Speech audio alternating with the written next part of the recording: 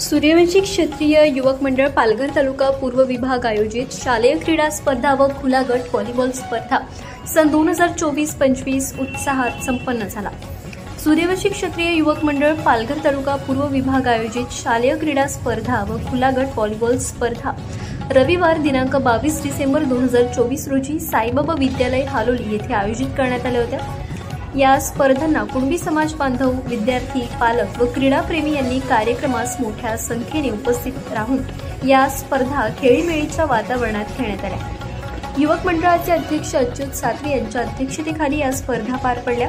Volleyball स्पर्धा उद्घाटक अश्विनी वैभव सातवी, प्रमुख पाहुणे अनिल काळू सातवी, सुनील नाईक, दयानंद पाटील। यावेळी शालेय स्पर्धा उद्घाटक म्हणून आदर्श कामगार नेते हिरा डोंगरे यांच्या हस्ते उद्घाटन पार पडले।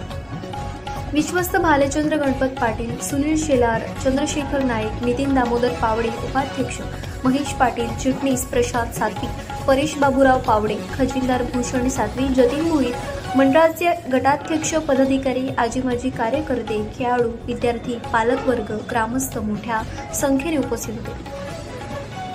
कबड्डी मुले गटामध्ये प्रथम क्रमांक हालोली गट, द्वितीय गट हिराट गट, कबड्डी मुली प्रथम क्रमांक काटेळे गट, द्वितीय क्रमांक ग्रामीण विद्यालय नावजे यांना मिळाला।